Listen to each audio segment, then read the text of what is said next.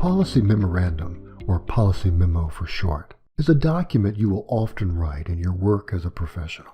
The essence of a policy memo is clear and effective recommendations on how to address an issue.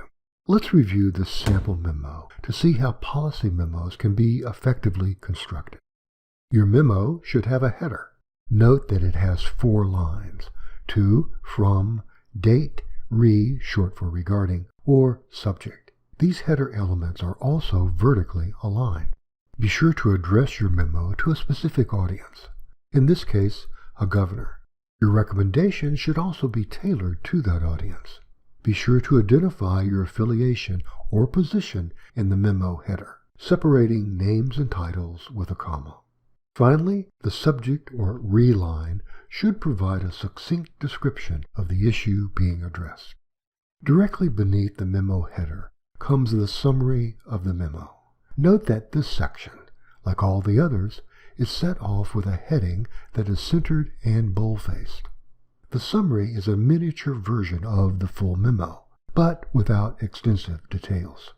After reading your summary, the reader should know your stance on the issue, the desired outcome you want to achieve, and the call to action that is required after reading your summary. A summary should be 1/10 or less than the length of the original. In this case, the memo is 1,119 words. The summary of it is 115 words. Although it appears at the top of the memo, the summary is written last. Crafting the summary last helps to ensure that it covers all the memo's major topics. At times, the recipient has just seconds to read a policy memo, so an effective summary can draw in the reader and help them identify the recommendations on which to focus their analysis. Next, the background section contains information the reader needs to understand the context and scope of the issue.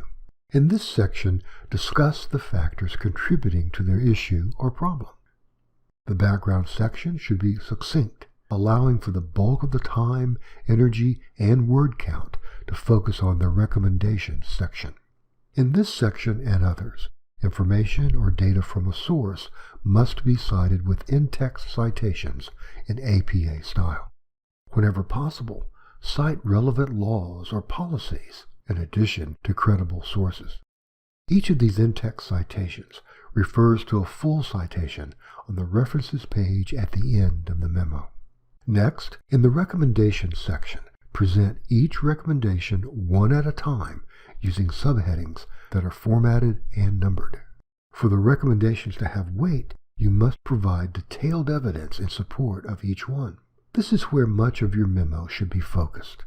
It should be the longest and most supported section. Notice how the paragraphs begin with clear topic sentences, which are followed by sentences containing evidence for support.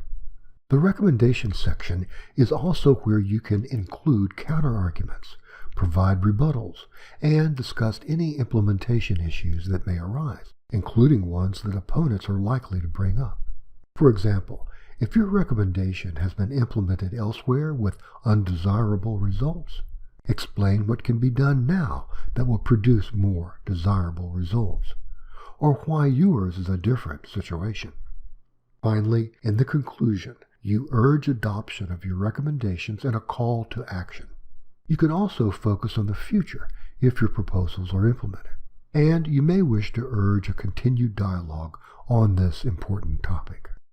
On a separate page, list your references in APA style. Remember to center and bold the word references at the top of the page. The sources should be listed in alphabetical order and formatted using hanging indentation. Next, here are a few writing recommendations applicable throughout the policy memo. When writing, identify the appropriate level of background information for the audience. Policymakers typically are well versed on the basic background information, such as the mission of a state agency or general public knowledge. Including basic background information can use up precious space as well as cause a reader to lose interest. Instead, craft your recommendation section to synthesize only the most relevant scientific, technical, or policy material. Making your main points and supporting evidence easy to find in the text is also important. Policymakers tend to have mere seconds to skim a policy memo. To ensure your reader keeps on reading and quickly grasps your primary arguments, be sure to make your points easy to identify on the page. Separating your supporting evidence with words like first, second, third, or with transitions like additionally can help with the ease of reading.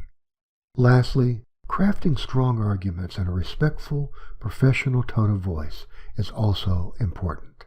In some cases, the policy memo may recommend overturning ineffective policy positions. Make strong arguments drawing on credible evidence and sources, while avoiding critical words, sarcasm, or other less than respectful tones. Crafting the memo in a respectful, appropriate tone to a senior official can make the difference between one's recommendation being accepted or denied. If you'd like help with any aspect of your memo, please contact the Effective Writing Center. Thanks for watching, and best success.